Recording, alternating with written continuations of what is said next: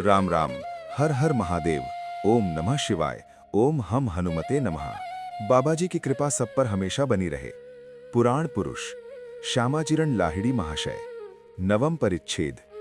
योग साधन रहस्य। अनेक भक्तों से घिरे हुए महागुरु बैठे हैं और उपदेश दे रहे हैं।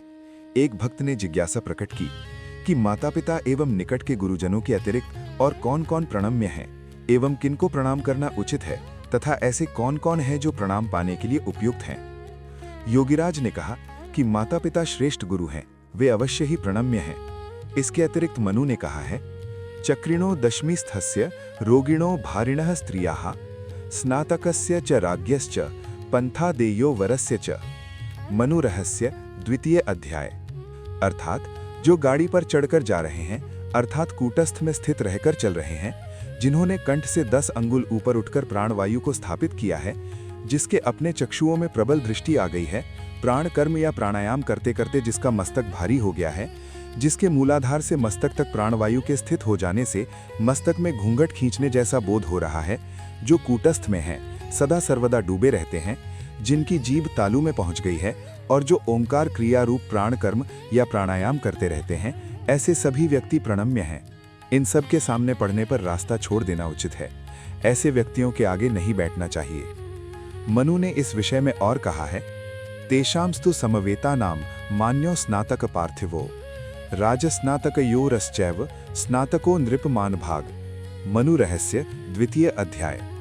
अर्थात इन सब के एकत्र होने पर इनमें जिनकी जीभ तालू में पहुंच गई है एवं जो कूटस्थ में डूबकर मग्न है, ये दोनों श्रेष्ठ व्यक्ति हैं। फिर इनमें जो कूटस्थ में हमेशा डूबे हैं वे श्रेष्ठ हैं। इसीलिए इन सभी व्यक्तियों के साथ कभी बैर विरोध नहीं करना चाहिए। उम्र में छोटे होने पर भी इस प्रकार के व्यक्तियों को यथोचित सम्मान देना चाहिए। एक भक्त ने पूछा कि हमारे देश में महात्माओं का अभाव नहीं है, अनेक लोग महात्मा बने बैठे हैं। ऐसी स्थिति में महात्मा को पहचानने का सहज उपाय क्या है एवं किस व्यक्ति से धर्म संबंधी उपदेश प्राप्त किया जा सकता है, या कौन ऐसा व्यक्ति है जो धर्म संबंधी उपदेश देने के योग्य है। योगीराज ने कहा कि ऊपर हमने जिन व्यक्तियों की चर्चा की है उन सबको धर्मोपदेशक के रूप में समझना चाहिए। जिनकी जीभ तालू में पहुंच गई है, सहज उपाय द्वारा उन्हें ही महात्मा के रूप में पहचानना चाहिए। ब्राह्मस्य जन्मनः कर्ता स्वधर्मस्य च शासिता बालो अपि विप्रो वृद्धस्य पिता भवति धर्मतः। मनु रहस्य द्वितीय अध्याय। आत्मधर्म ही स्वधर्म है। उस स्वधर्म के संबंध में जो उपदेशदाता एवं जो क्रिया के निमित्त अर्थात स्वधर्म के लिए शासन करते हैं, वे यदि बालक भी हों तो पितृस्वरूप समझना चाहिए। इसीलिए क्रिया के उपदेशदाता एवं शिक्षादाता को पितृवत जानना चाहिए। दूसरे एक भक्त ने जिज्ञासा प्रकट की कि हम सब अनेक बार अज्ञानवश पाप कर्म कर बैठते हैं। जिस प्रकार रास्ता चलते चलते अनजाने गिरकर दबकर अनेक प्राणी मर जाते हैं, इस प्रकार अनिच्छा के बावजूद जो सब पाप होते हैं उनसे उद्धार का उपाय क्या है। योगीराज ने कहा कि शास्त्र में मनु ने इस संबंध में स्पष्ट कहा है, अहव्राह्रात्रया एषाम जंतून हिनस्ति अज्ञानतो यति तेषाम स्नात्वा विशुद्धर्थम प्राणायामान षडाचरेत। मनु रहस्य।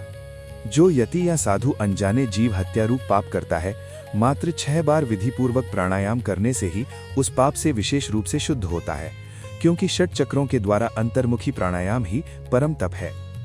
प्राणायामाः ब्राह्मणस्य त्रयो अपि विधिवत कृताः व्याहृति प्रणवैर्युक्ताः विज्ञेयं परमंतपः।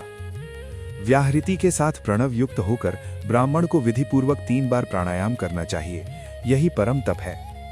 दह्यन्ते धमायमानानां धातूनां हि मलाः यथा तथैव इंद्रियाणां दह्यन्ते दोषाः प्राणस्य निग्रहात्। मनु रहस्य। अग्नि द्वारा जिस प्रकार धातु को शुद्ध किया जाता है, उसी प्रकार प्राणायाम द्वारा इंद्रियों को शुद्ध किया जाता है। वर्तमान चंचल मन ही पाप कर्म में रत रहता है। प्राणायाम द्वारा प्राण के स्थिर होने से वर्तमान मन भी स्थिर हो जाता है और मन के स्थिर होने पर समस्त इंद्रियों में भी स्थिरता आती है। तब उनके कार्य रहित होने से सब कुछ शुद्ध हो जाता है। इसे ही इंद्रियों की शुद्धावस्था कहते हैं, क्योंकि वे जब कार्य रहित हो जाती हैं तब पाप कर्म की प्रवृत्ति नहीं रहती। इसीलिए योगीराज कहा करते थे कि जिह्वा उठने से इंद्रिय दमन होता है। इसको ही खेचरी मुद्रा या जिह्वा ग्रंथि भेदन अथवा गोमांस भक्षण कहते हैं। यह योग साधना का मुख्य अंग है। शास्त्रों में कभी भी गौवत्स को यज्ञाहुति के पश्चात खाने का उल्लेख नहीं किया गया है, किंतु बाह्य रूप से ऐसा ही लगता है, उसका रहस्य कुछ और है। यज्ञ का यथार्थ स्वरूप ही प्राण यज्ञ है, अर्थात प्राणायाम द्वारा चंचल प्राण की स्थिर प्राण में आहुति देना या उसमें लय करना। यह प्राण यज्ञ ही प्रकृत या वास्तविक यज्ञ है। इस यज्ञ को संपादित करने में जिस गोमांस का भक्षण करना पड़ता है, तंत्र की भाषा में उस गो का अर्थ है जिह्वा। इस संदर्भ में हठ प्रदीपिका का एक श्लोक उद्धृत है। गोमांसम भक्षयेत नित्यम पिबेद अमर वारुणीम तमहम कुलीनम मन्ये इतरे कुलघातकाः। गो शब्देन उदिता जिह्वा तत प्रवेशो ही तालुनी गोमांस भक्षण तत्तंतु महापातक नाशनम। हठ प्रदीपिका 3:47। अर्थात जो नित्य गोमांस भक्षण करते हैं और चंद्र से झरने वाले अमृत या अमर वारुणी का पान करते हैं, वही कुलीन हैं, अन्य कुलघातक हैं। गो शब्द का अर्थ है जिह्वा एवं उसका तालु में प्रवेश कराना ही गोमांस भक्षण है। इस गोमांस के भक्षण से महापातकी भी पाप से मुक्त हो जाते हैं। इसी को लक्ष्य में रखकर वैष्णव शास्त्र में भी गोमांस भक्षण की चर्चा है। गो भोजने महापुण्य जाया थाकिते गृह शून्य गुरु मेरे स्वर्गवास हरि भजले सर्वनाश। अर्थात इस प्रकार का गो भोजन करना महापुण्य है। पत्नी सहित सभी विषयों के प्रति आसक्ति दूर हो जाती है। चंचल प्राण ही गुरु है। उसकी हत्या करके अर्थात स्थिर प्राण में लय करने पर स्वर्गवास या आनंद लोक की प्राप्ति होती है। इस प्रकार जो हरि की या भगवान की उपासना करते हैं, उसका सर्वनाश होता है। अर्थात जिन इंद्रियों के द्वारा जीव विषय भोग करता है, वे निष्क्रिय हो जाती हैं। हरि अथवा स्थिर प्राण ही तब साधक की समस्त इंद्रियोन्मुखी वृत्तियों का हरण करके उनका नाश करता है। प्राचीन काल में सारे ऋषि ही इस प्रकार के प्रतीकात्मक गोमांस का भक्षण करते थे। शास्त्र प्रणेता सभी जीवों में ईश्वर दर्शन करते थे और जीव हत्या को महापाप समझते थे, और ऋषिगण सभी जीवों में ईश्वर का प्रत्यक्ष दर्शन करके किसी जीव की हत्या करने का उपदेश नहीं दे सकते, क्योंकि वे अहिंसा के पक्षपाती थे। अहिंसा ही उनके जीवन की मौलिक पृष्ठभूमि थी। शास्त्रकर्ताओं ने प्रतीकी भाषा में संकेतों, बिंबों के द्वारा ही सब कुछ व्यक्त किया है, किंतु इन दिनों वह सब कुछ बाहरी एवं व्यावहारिक अर्थ से जुड़ गया है। योगीराज योग साधना की शिक्षा देते समय सभी भक्तों से कहा करते थे कि क्रिया योग अत्यंत सूक्ष्म कर्म है, इसलिए सभी के लिए आवश्यक एवं उचित है कि बार बार गुरु के सानिध्य में उपस्थित होकर क्रिया योग को दिखवा लेना या परख करवा लेना तथा उसके संबंध में गुरु के उपदेश को बार बार ग्रहण करते रहना चाहिए। नहीं तो सूक्ष्म क्रिया योग को समझना पहले पहल सभी के पक्ष में असुविधाजनक है एवं भूल की संभावना रहती है। यदि कोई यह समझे कि प्रथम बार में ही सब कुछ समझ लिया है, तो यह उसका भ्रम है। सभी भक्तों का कर्तव्य है कि वे स्वयं को गुरु के समीप संपूर्ण रूप से समर्पित कर दें। स्वयं को जितना ही समर्पित किया जा सके, उतना ही गुरु के पास से योग प्रणाली के सूक्ष्म से भी सूक्ष्म विषयों का ज्ञान प्राप्त होता है। समर्पण के बिना गुरु से कुछ भी प्राप्त नहीं होता। गुरु एवं देवता के सानिध्य में कभी खाली हाथ नहीं जाना चाहिए। गुरु के समीप हमेशा विनीत भाव से जाना चाहिए तथा उनके आगे नहीं बैठना चाहिए। गुरु के क्रुद्ध होने पर भी स्वयं को संयत रखना चाहिए। पांडित्य प्रदर्शन एवं शास्त्रज्ञता का भाव भी नहीं प्रदर्शित करना चाहिए। शास्त्र के संबंध में गुरु से तर्क नहीं करना चाहिए। आत्मज्ञान के संबंध में वे जो कुछ कहें, उसे सिर झुकाकर स्वीकार करना चाहिए। वे और भी कहा करते, जो नियमित रूप से क्रिया करते हैं उन्हें प्रायः रोग नहीं होता। धर्म, अर्थ, काम और मोक्ष इन चारों का मूल आरोग्य है, किंतु रोग सारे आरोग्य अथवा निरोगता को नष्ट करता है तथा मुक्ति और जीवन को भी नष्ट करता है। अतएव क्रियावान यदि गुरु के उपदेश के अनुसार यथोचित क्रिया करें तो वे निरोग रहते हैं और परिणाम स्वरूप मुक्ति पद प्राप्त होता है। इसलिए शरीर की रक्षा के लिए हमेशा गुरु की आज्ञा का पालन करोगे। वायु ही भगवान है, क्रिया करने पर उस भगवान की रक्षा होती है। इस प्रकार शरीर और आत्मा की रक्षा करना कर्तव्य है। क्रियावान यदि किसी आपत्ति विपत्ति में पड़ जाएं तो क्रिया करने पर ही उससे रक्षा होगी। जीभ हमेशा ऊपर रखना उचित है और जीभ उठाकर सारी क्रिया करोगे। जीभ उठाकर या ऊपर करके संभोग करोगे। महिलाओं को ऋतुकाल में क्रिया नहीं करनी चाहिए। खाने के बाद बाएं करवट लेटना चाहिए। ये वायु क्रिया उत्तम रीति से करने पर कभी भी हृदय रोग नहीं होता। सद्गुरु की परिभाषा या व्याख्या करते हुए योगीराज कहा करते थे कि गु शब्द का अर्थ है अंधकार एवं रू शब्द आलोक का द्योतक है। इस प्रकार जो अज्ञान रूप अंधकार को चीरकर ज्ञान रूप आलोक को प्रकट करते हैं, वही गुरु हैं। श्वास वायु ही इस अंधकार का नाश कर सकता है। इसीलिए अंधकार से आलोक की ओर ले जाने वाला ये श्वास वायु ही वास्तविक सद्गुरु है। अंधकार के निरोध करने के कारण ही उसे गुरु कहा जाता है एवं कूटस्थ ही श्री गुरु हैं। शाक्त, शैव, गाणपत्य, वैष्णव एवं सौर इत्यादि संप्रदायों से संबंधित मनुष्यों या व्यक्तियों को धर्म, अर्थ, काम, मोक्षप्रद एवं सर्वसिद्धिदाता आत्मक्रिया में रत रहना चाहिए। इस संबंध में शास्त्र का भी कथन है, जपे छाक्तश्च शैवश्च गाणपत्यश्च वैष्णवः सौरश्च सिद्धिदम देवी धर्मार्थ काम मोक्षप्रदम।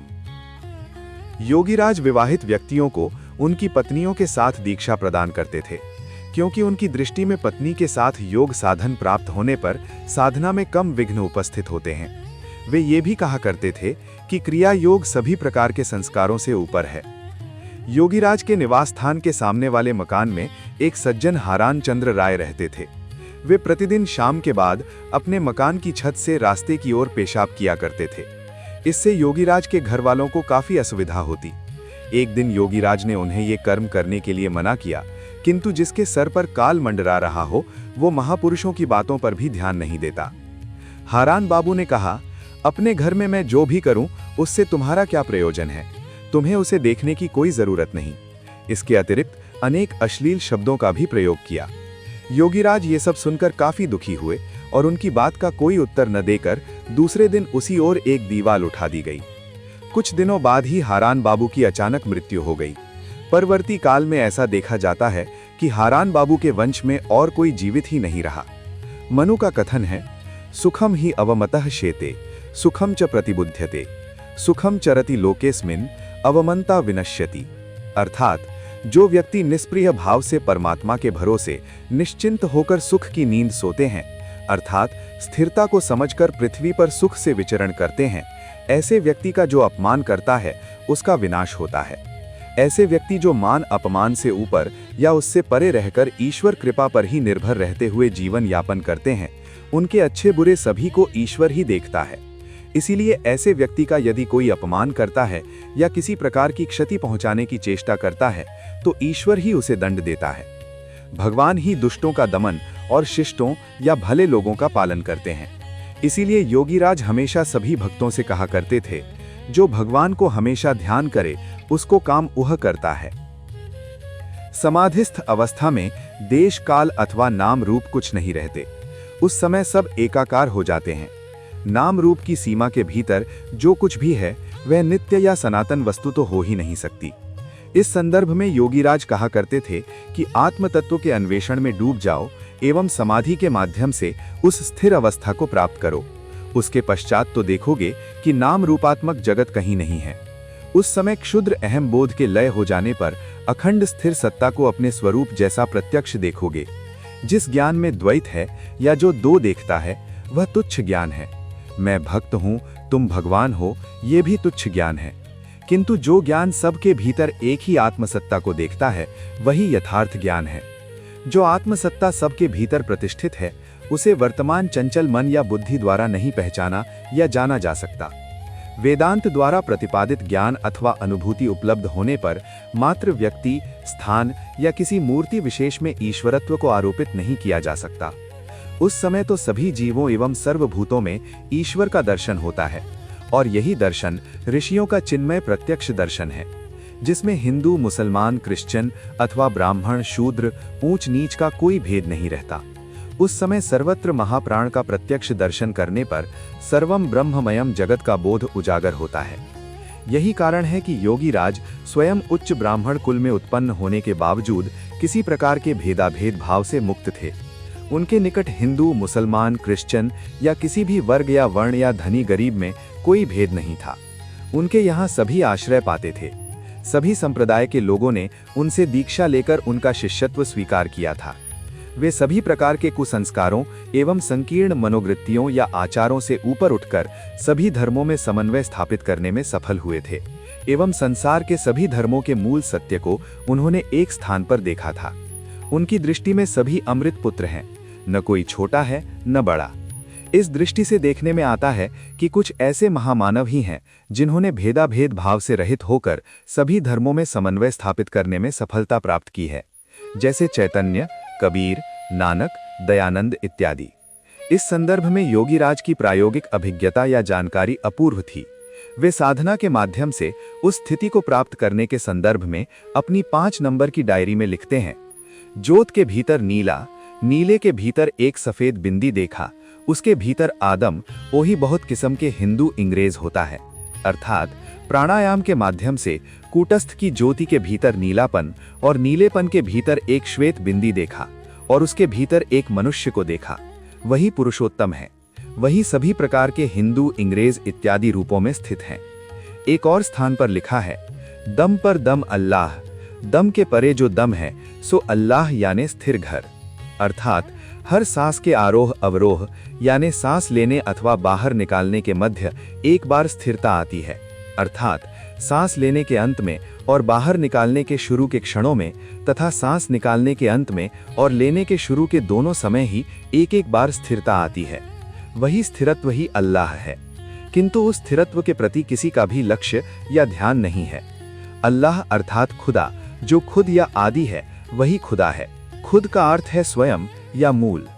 उत्तम प्राण कर्म अथवा प्राणायाम करते करते प्राण की जो स्थिर अवस्था होती है वही मूल अथवा आदि है, जिसकी पारिभाषिक संज्ञा स्वधा है, जो सभी जीवों में वर्तमान है, और वह खुद या स्वयं स्वरूप स्थिर प्राण की चंचलता ही जीव भाव है।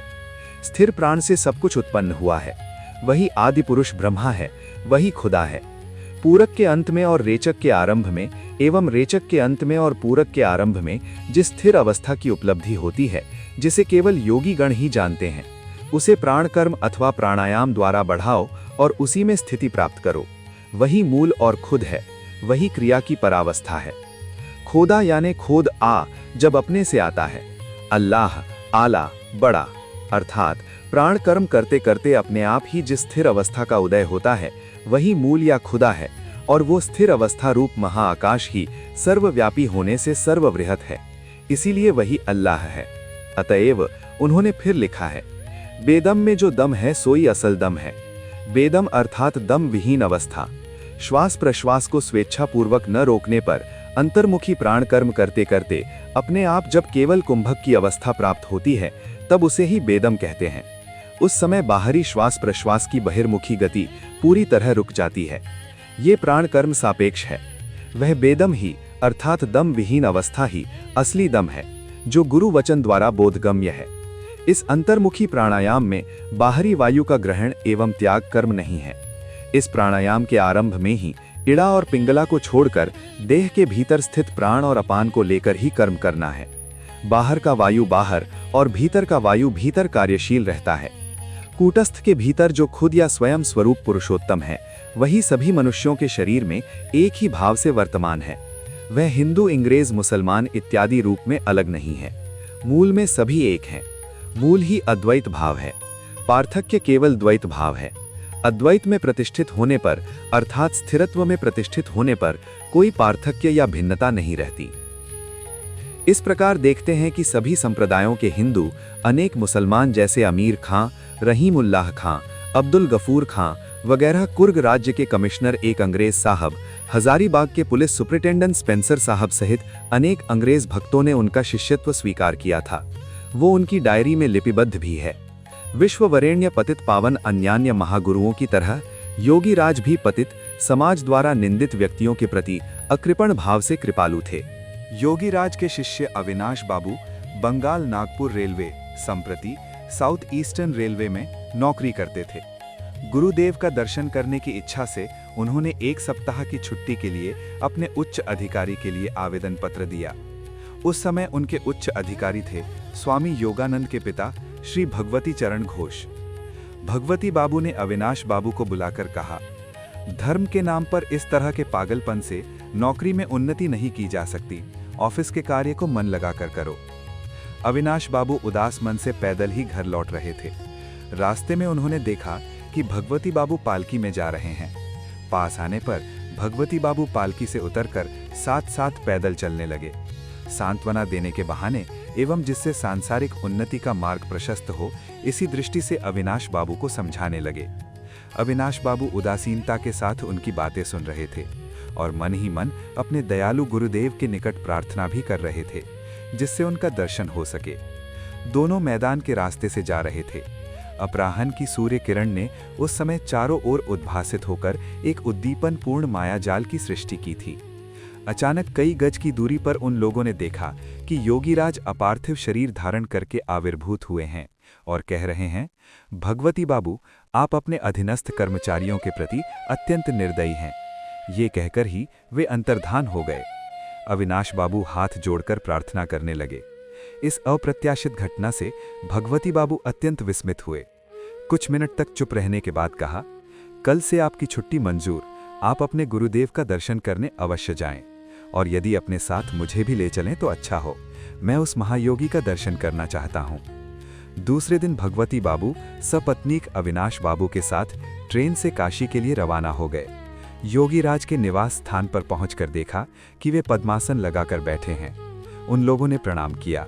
योगीराज ने अपनी दोनों अधखुली आंखों को खोलते हुए मधुर मुस्कान के साथ कहा, किसी को भी धर्म पथ पर जाने के लिए रोकना उचित नहीं है। इसके बाद भगवती बाबू ने अपनी पत्नी सहित योगीराज से क्रिया योग की दीक्षा प्राप्त की और स्वयं कृतार्थ हुए थे। यही भगवती बाबू अपने अद्वितीय पुत्र मुकुंद लाल के जन्म के कुछ दिन बाद शिशुपुत्र को लेकर सपत्नीक गुरु के समीप काशी आए हैं। उस समय ध्यान मग्न योगीराज भक्तों से घिरे बैठे हैं। भगवती बाबू की पत्नी ने नन्हे बच्चे को गोद में लेकर ज्यों ही प्रणाम किया, आंख खुलते ही महायोगी ने हाथ बढ़ाकर शिशु को अपनी गोद में लेकर कहा, तुम्हारा पुत्र योगी होगा और अनेक लोगों को ईश्वरानुसंधान का मार्ग दिखाएगा। सर्वदर्शी महागुरु के आशीर्वाद से इसी मुकुंद लाल ने बाद में परमहंस योगानंद के नाम से प्रसिद्धि प्राप्त की और प्राच्य तथा प्रतीच्य के तमाम लोगों को क्रिया योग के माध्यम से ईश्वरानुसंधान का मार्ग दिखाया। और एक प्रिय शिष्य स्वामी प्रणवानंद, गारहस्थ जीवन में जिनका नाम नीलमाधव मुखोपाध्याय था, गृहस्थ जीवन में रेलवे ऑफिस में नौकरी करते थे। उन्होंने साधना के द्वारा प्राप्त उच्च आध्यात्मिक अवस्था की रसमयता का आस्वादन किया था। वे हमेशा ब्रह्मानंद रस में विभोर रहकर ऑफिस का कार्य अच्छी तरह नहीं कर पाते थे। उन्होंने सोचा कि नौकरी से यदि किसी प्रकार मुक्त हो जाएं, तो साधना और अत्यधिक मनोयोग पूर्वक की जा सकती है। इसीलिए उन्होंने अपने गुरुदेव से निवेदन किया कि अब नौकरी से रिहाई दिलवाएं। गुरुदेव ने कहा, पेंशन ले लो। प्रणवानंद ने कहा, इतने कम समय की नौकरी में किस आधार पर पेंशन लूंगा। गुरुदेव ने कहा, तुम्हारी जो भी इच्छा हो, अतः कोई कारण दिखाओ। प्रणवानंद ने दूसरे दिन ही शारीरिक अस्वस्थता का कारण दिखाते हुए पेंशन पाने का आवेदन पत्र प्रेषित किया और शीघ्र ही अप्रत्याशित रूप से विभागीय चिकित्सकों एवं उच्च अधिकारी की सहमति से आवेदन मंजूर कर लिया गया। प्रणवानंद नौकरी से अवकाश प्राप्त करके नई स्फूर्ति एवं उत्साह के साथ साधना में तल्लीन हो गए। यही प्रणवानंद योगीराज के उत्तर साधक के रूप में सुविख्यात हुए थे। योगीराज हमेशा बैठक खाने वाले कमरे में एक तख्त पर पद्मासन लगाए बैठे रहते। सामने शिष्य एवं भक्त बैठते। खूब कम ही बोलते थे। कभी कभी आंखें खोलकर मन ही मन जिज्ञासा करने वाले किसी भक्त की ओर देखकर संक्षेप में उसके प्रश्नों का उत्तर देते थे। हर समय उनसे कोई प्रश्न पूछता ऐसी बात नहीं थी, बल्कि वे ही भक्तों के मन की बात समझकर उत्तर दिया करते थे।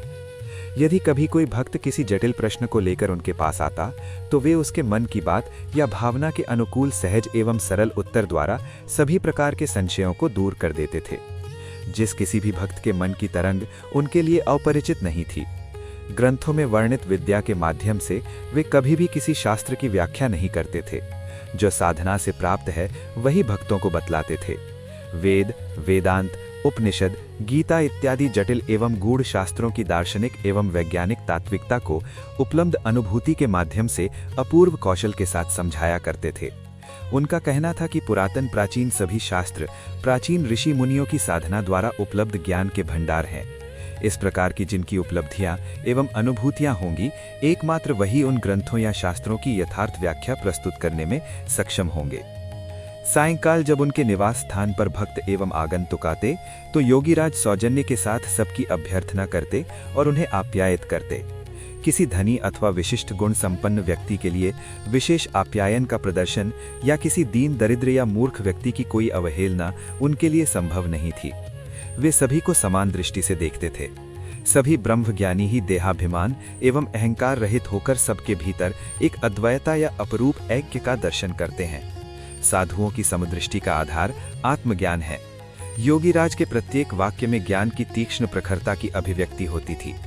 उनके देवत्व की गरिमा के सम्मुख सबके मस्तक झुक जाते थे। योगीराज जब चुप रहते अथवा जटिल धार्मिक विषयों की आलोचना करते, तब देखने में आता कि वे भक्तों के मन में एक अनिर्वचनीय ज्ञान का संचार कर रहे हैं। कोई भक्त यदि चिंताग्रस्त मन के साथ उनके पास आता तो अनजाने ही उसके मन के भाव बदल जाते थे। यहाँ तक कि योगीराज के दर्शन मात्र से ही सभी मन में शांति एवं आनंद का आस्वाद का अनुभव करते थे। उन्हें दुख में विचलित एवं सुख में आनंदित होते हुए कभी भी नहीं देखा गया। यदि कोई उनके पास अपने अतीत के बारे में कुछ प्रश्न प्रस्तुत करता तो वे कहा करते थे कि अतीत को पूरी तरह भूलकर आत्म साधना में तन्मयता एवं मनोयोग के साथ आध्यात्मिक उन्नति प्राप्त करने की चेष्टा करो। उसी से लोक मंगल एवं वैयक्तिक मंगल का पथ प्रशस्त होगा। इसीलिए वे सभी को क्रिया योग के अनुशीलन की प्रयोजनीयता का स्मरण दिला देते थे। वे कभी भी किसी को अपना निजी कार्य करने के लिए नहीं कहते थे और आंतरिकता के अतिरिक्त किसी से भी कोई दान या सहायता ग्रहण नहीं करते थे, क्योंकि सामान्यतः उन्हें आर्थिक स्वाधीनता प्राप्त थी। उन्होंने सरकारी नौकरी की थी, पेंशन मिलती थी, छात्रों को पढ़ाते भी थे। साधारणतः ऐसा देखा जाता है कि अन्यान्य गुरुगण जिनका न तो कोई स्वयं की आर्थिक आय का स्रोत है या उन्हें आर्थिक स्वाधीनता या संपन्नता नहीं प्राप्त है, वे प्रत्यक्ष या परोक्ष रूप से शिष्यों की ऐश्वर्य या उनकी धन संपन्नता पर आश्रित रहते हैं। किंतु योगीराज ने स्वयं उपार्जित अर्थ से जीविका निर्वाह किया है। वे कभी दूसरों के अन्न पर आश्रित नहीं रहे। उनमें दूसरों की अनुकूलता के प्रति कोई प्रत्याशा नहीं थी। उनके द्वारा स्थापित आदर्शों में ये एक बृहत्तम आदर्श के रूप में मान्य है। वे अपने सभी भक्तों को वैसे ही जीवन यापन का उपदेश दिया करते थे। योगीराज कहा करते थे कि जिस योग साधना के द्वारा अंतर में ईश भावना का बोध उजागर नहीं होता, वह योग ही नहीं है। वास्तविक एवं श्रेष्ठ योग साधना से मन में ईश्वर भाव अथवा प्रेम अवश्य ही उभरेगा। कामना, वासना, हिंसा, द्वेष, लोभ, परिश्री, कातरता सहित सभी प्रकार के इंद्रिय जन्य विकार एवं मन धर्म का अपने आप दमन हो जाता है। इसीलिए उसे श्रेष्ठ कहा गया है। योग साधना के द्वारा अंतर में ईश भावना की उपलब्धि होने पर बाहर के सभी पदार्थों में ईश्वर का अस्तित्व का अनुभव होता है। अंतर देवता को प्राप्त करने का आग्रह जिसमें नहीं है, वह यदि सारे तीर्थों का भ्रमण करता फिरे तो भी कोई लाभ नहीं। श्रद्धा, विश्वास, भक्ति और ज्ञान इत्यादि की प्राप्ति के लिए स्वतंत्र चेष्टा का प्रयोजन नहीं है। हालांकि स्वतंत्र चेष्टा के द्वारा यदि ये प्राप्त भी हो आए तो भी इनका मूल्य स्थायी नहीं होगा, किंतु उत्तम रूप से प्राण कर्म या प्राणायाम करते रहने से वे स्वयं प्राप्त होंगे एवं उनका स्थायी मूल्य होगा। स्थायी भक्ति शुद्धा भक्ति है और स्थायी ज्ञान ही विज्ञान है।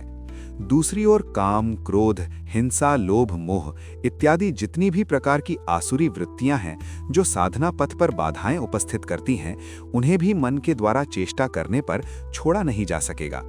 जितना कुछ भी का त्याग होगा वो अस्थायी होगा, किंतु सुव्यवस्थित एवं सुचारू रूप से प्राण कर्म करते रहने से ये स्वयं दूर हो जाएंगी और उनके स्थान पर श्रद्धा, विश्वास, भक्ति एवं ज्ञान आदि उपलब्ध होंगे। इस प्राण कर्म की ऐसी महिमा है कि इसके करते रहने से एक ओर आसुरी वृत्तियों का अवसान होता है और दूसरी ओर साथ ही सात्विक वृत्तियों का उदय होता है, और तब किसी के त्याग या ग्रहण की स्वतंत्र अथवा मन के द्वारा की गई चेष्टाओं की आवश्यकता ही नहीं पड़ती। वे स्वयं आएंगी जाएंगी। आसुरी वृत्तियों के जाने से ही सात्विक वृत्तियां स्वयं आएंगी। मन या इच्छा के द्वारा चेष्टा करके त्याग करने से यथार्थ त्याग नहीं होगा, क्योंकि जब तक वर्तमान चंचल मन है तब तक यथार्थ त्याग संभव नहीं। इसलिए उत्तम प्राण कर्म या प्राणायाम द्वारा इच्छा एवं मन पर नियंत्रण स्थापित करके इच्छातीत की स्थिति में आना होगा। उस इच्छातीत अवस्था में कुछ भी नहीं शेष रहेगा। वही यथार्थ त्याग का स्वरूप है। इसीलिए वे सबसे कहा करते, क्षुधार्थ के लिए अन्न का जितना प्रयोजन है, मुमुक्षु या मोक्षकामी के लिए क्रिया का भी उतना ही प्रयोजन है। अनेक बार देखा गया है कि दूसरे के संचित रोग या पाप को नष्ट करने के लिए वे उसे स्वयं ग्रहण कर लिया करते थे। इसी कारण वे कभी कभी अस्वस्थ भी हो जाते थे। महान योगी आध्यात्मिक उपायों के द्वारा दूसरों के रोग या पाप को स्वयं अपने शरीर पर झेलकर उन्हें संकट मुक्त करने में समर्थ होते हैं। इस प्रकार महायोगी अपने शिष्यों की रक्षा करते रहते हैं।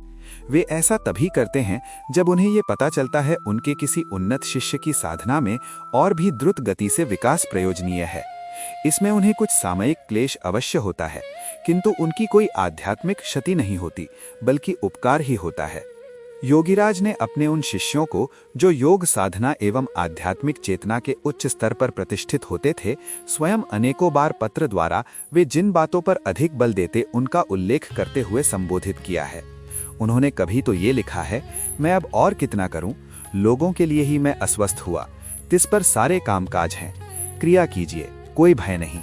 फिर उन्होंने किसी को लिखा है, अपने इस शरीर पर मैंने उनके रोग को कितना झेला था, भोगा था। तेल के अभाव में दीपक बुझ जाता है, प्रकृति के विरुद्ध देह में कितनी देर तक जीवन रह सकता है। आत्मा की मृत्यु नहीं होती, क्योंकि आत्मा ही महाकाल स्वरूप है, स्थितिपद काल से भी ऊपर है। महाकाल समुद्र स्वरूप गतिहीन है, जीव नदी के समान उस समुद्र में गिरता है। काल के प्रति सतर्क रहने से मृत्यु नहीं होती। फिर किसी और एक शिष्य को लिखा है, अकाल मृत्यु समझकर शोक मत करो। जीव के पक्ष में काला काल यानी काल अकाल प्रतीत होता है, किंतु काल का अकाल नहीं। इसलिए जीव का कर्तव्य है समस्त कालों में ही काल रूपी हंस का शरणापन्न होकर रहना। यहाँ श्वास प्रश्वास को ही काल रूपी हंस कहा गया है। उसकी शरण में जाने पर काल से परे की स्थिति प्राप्त होती है। महान योगीगण अपने अनुगत शिष्यों के उपकार के लिए कई बार प्रयोजनवश उनके रोग को अपने शरीर पर झेलकर उन्हें रोग मुक्त कर दिया करते थे। ये उनकी अहेतुकी कृपा कही जाएगी। योगीराज को भी अनेक बार भक्तों के उपकार के लिए ऐसा करते हुए देखा गया है। इसीलिए वे कहा करते थे कि अनंत महाकाल जो अविच्छिन्न रूप से प्रवाहमान है, वो अखंड है। केवल श्वास प्रश्वास के लेने छोड़ने के माध्यम से वो अखंड काल खंड रूप में प्रतीत होता है, किंतु वस्तुतः वो अखंड है। उसमें कहीं कोई खंड नहीं है, वो अविच्छेद्य है। वो महाकाल घट अथवा देह के भीतर हंस स्वरूप श्वास प्रश्वास में प्रत्येक जीव देह में विद्यमान एवं विराजमान है। इसीलिए वे सबसे कहा करते कि उस श्वास प्रश्वास रूपी हंस का आश्रय ग्रहण करो, फिर तो शरणापन्न होने की उस स्थिति में काल अकाल अथवा मृत्यु नहीं होती। योगीराज के जो शिष्य या भक्त काशी से दूर रहते थे, वे कभी कभी गुरु के दर्शन के लिए काशी आने की अनुमति चाहते हुए पत्र लिखते, तो उनमें से अनेकों को उत्तर देते हुए उन्होंने लिखा है, तुम लोगों के कूटस्थ के भीतर जब मैं सर्वदा हूँ, तो फिर इस हाड़ मांस की देह का दर्शन करने के लिए आने का क्या प्रयोजन है। इस प्रकार के अनेक पत्रों में कभी किसी को लिखा है, दर्शन के लिए इतनी व्यस्तता क्यों, मेरे इस हाड़ मांस को देखने से क्या लाभ, कूटस्थ की ओर लक्ष्य रखिए, वही मेरा रूप है। मैं हाड़ मांस अथवा मैं शब्द भी नहीं, मैं सबका दास हूँ। फिर किसी को लिखा है, गुरु सब चला रहे हैं, मैं कूटस्थ रूप में हमेशा साथ हूँ। दूसरे एक शिष्य को लिखा है, माया द्वारा हाड़ मांस दिखाई दे रहा है, वो जितनी जल्दी जाए, अर्थात माया का विषय जितनी शीघ्रता से जाए या समाप्त हो जाए, उतना ही अच्छा है। भले बुरे की पहचान नहीं, अपना जो कुछ मेरा है वो गुरु के प्रति अर्पण करना चाहिए। अर्पण के पश्चात फिर उसमें स्वत्व की गुंजाइश नहीं। जब देह अर्पित किया है तो स्वयं अपनी देह देखने से ही तो स्थूल में मेरा ही दर्शन होता है। सब इसी रूप में मेरी देह को समझते हैं। श्रद्धा एवं भक्ति पूर्वक क्रिया कीजिए। भक्तों को संबोधित करते हुए उन्होंने कहा है, योगी बनने के लिए इतना दुर्बल हृदय क्यों? वृक्ष की छाया और नदी के जल पर तो किसी का अधिकार नहीं है, उन्हें कोई ले नहीं सकता। अनित्य विषय या पदार्थ के लिए इतनी चिंता क्यों? आपका कर्तव्य है भूत या अतीत एवं भविष्य की चिंता को छोड़कर या उनका परित्याग कर प्राण की चिंता के साथ वर्तमान के समस्त कार्यों को करना। अर्थ से किसी को सुख नहीं मिला, मिलेगा भी नहीं। मन की करकराहट में अर्थ की चेष्टा है। भविष्य के लिए इतनी चिंता क्यों? सब पुतली नृत्य के पुतले हैं। हाय रे पैसा कहते हुए भी ची ची कर रहे हैं। संसार तो परीक्षा का स्थल है। सभी दृष्टि से दक्ष होना चाहिए। किसी भी विषय में अभाव का बोध नहीं करना चाहिए। अभी जिससे मनोबल कम न हो वही करना चाहिए। विशेष दक्षता के साथ समस्त कार्य करना चाहिए। किसी भी विषय में डरना नहीं चाहिए। शैतान सर्वत्र मन को घेरे हुए है। आत्मा से अलग किसी दूसरी ओर मन न जाए, इस ओर ध्यान दीजिएगा। क्रिया का अभ्यास ही वेद पाठ है। इस क्रिया का अभ्यास करते करते जब क्रिया से परे की स्थिति की ओर लक्ष्य होगा, तब उसे ही वेदांत कहेंगे। इस क्रिया के द्वारा ही देखना उचित है। पुस्तक देखने से क्या होगा? क्रिया ही यज्ञ है, क्रिया ही सत्य है और सब मिथ्या है। ये यज्ञ सभी को करना चाहिए। इसे करना सबके लिए उचित है। मन के लाग की अवस्था का नाम मल है। कोई म्लेच्छ नहीं, मन ही म्लेच्छ है। नारायण सभी घट में विराजमान है। कोई कुछ नहीं करता, सभी कुछ भगवान करते हैं। जीव उपलक्ष्य मात्र है। उस गुरु भगवान की ओर ही लक्ष्य रखने की विधि पूर्वक चेष्टा करें, इसी में मंगल है। आत्मा ही गुरु है। मन के इसी बल के साथ क्रिया करनी होगी। मेरा कोई भी नहीं है, मैं किसी का भी नहीं हूं। एक दिन निश्चित रूप से सबको सब कुछ छोड़ना पड़ेगा। वो दिन किसके लिए और कब आएगा निश्चित नहीं। लोग निश्चित रहते हैं, किंतु जब वो अवस्था अचानक आती है तब सभी हाय हाय करते हैं। अतएव लक्ष्य को स्थिर करके सबको उस अवस्था के प्रति ध्यान रखना उचित है। वस्तुतः उनके लिए प्राण में यदि क्रंदन नहीं है तो फिर उन्हें अंतर में बुलाने की शक्ति नहीं आती। अव्यय अविनाशी गुरु ही आत्मा अहेतु की प्रेम भक्ति के उदाहरण हैं।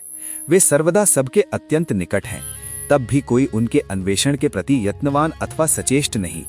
क्या अच्छा है ये जीव नहीं जानता, जान ले तो फिर शिव हो जाए। अच्छा क्या है उसे न जानने से समय पर अच्छा बुरा प्रतीत होता है। क्रिया की परावस्था के बाद जिस अवस्था या कर्मातीत अवस्था में सांस लेने छोड़ने की इच्छा स्वतः न रहे, उसी पर मन को केंद्रित करना चाहिए। उक्त अवस्था ही कृष्ण पद वाच्य है, वही कृष्ण का स्वरूप है। कृष्ण शब्द का अर्थ भी वही है। 1. वेद का अर्थ है ज्ञान। जिसने कूटस्थ को जान पहचान लिया है वही वेदज्ञ है। ज्ञान के अंत की अवस्था ही वेदांत है। उस समय किसी प्रकार की क्रिया या कर्म न होने से उस कर्मातीत अवस्था को ही वेदांत कहते हैं।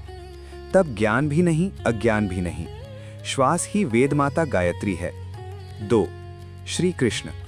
श्री का अर्थ सुंदर, श का अर्थ है श्वास प्राणवायु, र अग्नि बीज है, तेजस तत्व जो आंख में है, ई शक्ति का प्रतीक है, अर्थात शक्ति पूर्वक प्राण कर्म या प्राणायाम द्वारा चक्षु अथवा आंख में वायु के स्थिर होने पर आंख की जो स्पंदन रहित दृष्टि ही स्थिरा यस्य विनावलोकनम इति ज्ञान संकलिनी तंत्र अवस्था होती है, उसी सुंदर अवस्था का नाम श्री है। श्री कृष्ण में कृष धातु का अर्थ है कर्षण करना, ण निवृत्तिवाचक है, अर्थात इस देह रूप क्षेत्र का प्राण कर्म द्वारा कर्षण करते करते जो स्पंदन रहित निवृत्ति रूप शाश्वत स्थिरत्व पद प्राप्त होता है वही श्री कृष्ण है। वह श्री कृष्ण अविनाशी है, सभी देहों में वर्तमान है। इसीलिए योगीराज सबको चुपचाप गोपी भावना के साथ अर्थात गोपन रूप से आत्मसाधना करने के लिए कहा करते थे। महात्मा रामप्रसाद ने भी ऐसी ही बातों की ओर संकेत किया है। गोपी अपने शरीर रूप वृंदावन में इस जीवन कृष्ण के प्रकाश रूप आगमन की प्रतीक्षा सर्वदा करती रहती है। ये गुरु कृपा के बिना होता नहीं, वह गुरु की आज्ञानुसार कार्य करने पर स्वयं न चाहने पर प्राप्त होता है। अतएव गुरु वाक्य को दृढ़ मानकर गुरु के उपदेश अनुसार अपने स्थिर प्राण में भगवान का बोध करना चाहिए। गुरु वाक्य पर विश्वास करके कार्य करने पर एक दिन वह प्रत्यक्ष होगा, ये अवश्य निश्चित है। मन में जोर न होने से जिस स्थान में रहने पर मनोबल आए उसी स्थान पर रहना उचित है एवं उसी स्थान में रहकर क्रिया करना उचित है। भय के साथ क्रिया करने पर संपन्न नहीं होती और उस क्रिया द्वारा अपनी रक्षा नहीं होती। क्रिया करने से ही स्वयं की रक्षा की जा सकती है। क्रियावान को खिलाओगे, क्रियावान को खिलाकर तृप्त तुष्ट करने पर देव देवी भी तुष्ट तृप्त होते हैं। क्रियावान ही देवता हैं, सारे देवता यही क्रिया कर रहे हैं। इस देह में ही मुक्ति प्राप्त करने के लिए विधिपूर्वक क्रिया करनी चाहिए, तभी गुरु कृपा से जो प्रार्थनीय है वही होता है। जो कहते हैं केवल सुख एवं दीर्घायु चाहिए, मुक्ति नहीं चाहिए, वे सब झूठे हैं। वे इसके लिए आशीर्वाद चाहते हैं किंतु होता नहीं। अनेक बार वे नाना प्रकार से निर्दिष्ट भक्तों को आकर्षित करते, उनके पार्थिव एवं पारमार्थिक दोनों प्रकार के भार को अनेक बार वहन करते एवं उनके साधनारत जीवन को केंद्रीभूत करते। भक्तों को वे यही शिक्षा देते थे कि किस प्रकार आत्मसमर्पण के माध्यम से जीवन में आध्यात्मिक रूपांतर लाया जा सकता है।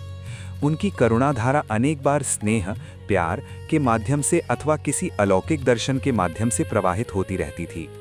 उनकी ये सब अलौकिक करुणा लीला को देखकर भक्तों के विस्मय का अंत नहीं होता था। वे सबके यथार्थ या सच्चे कल्याणकामी और पथ प्रदर्शक थे। इसीलिए वे हमेशा भक्तों को ईश्वर बोध एवं गहरी योग साधना के तत्व के संबंध में सहजता एवं सरलता पूर्वक समझा देते थे।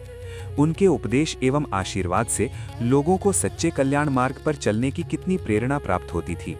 यथार्थ जीवन की कितनी समस्याओं को लेकर अथवा आध्यात्मिक जीवन की प्रेरणा प्राप्त करने की आशा से कितने लोग उनके पास आया करते थे और वे भी हमेशा उनके सच्चे कल्याण मार्ग की दिशा निर्धारित किया करते थे। भक्तों के सारे कर्म, आचरण एवं चिंता के साथ वे एकात्म भाव से उनके प्रति प्रखर एवं सजग दृष्टि रखते थे। उनकी इस अलौकिक करुणा लीला के प्रसंग में यदि कोई प्रश्न करता तो वे कहा करते थे कि सच्चे विश्वास के साथ यदि मेरी शरण में आओ तो फिर मैं चाहे जितनी दूर क्यों न रहूं, तुम्हारे बीच उपस्थित होने के अतिरिक्त और कोई उपाय नहीं। जो क्रिया करते हैं मैं उनके निकट उपस्थित रहता हूं। वे कहा करते थे कि सभी जब मंदिर में जाते हैं तो उस समय क्या कोई मंदिर को प्रणाम करता है, न कि उस मंदिर के भीतर अधिष्ठित या अवस्थित देव देवी को प्रणाम करता है। देव देवी से अलग मंदिर का कोई मूल्य नहीं। फिर ईश्वर तो सभी जगहों पर हैं, अतएव उस विग्रह या मूर्ति के भीतर भी हैं। ये जितना सत्य है उससे ज्यादा सत्य ये भी है कि तुम्हारे भीतर भी हैं। बल्कि तुम्हारे भीतर हैं ये उससे अधिक सत्य है, क्योंकि तुम चलते फिरते दिखते हो। तो फिर दूर की वस्तु को न खोजकर निकट की वस्तु को खोजना ही अच्छा है।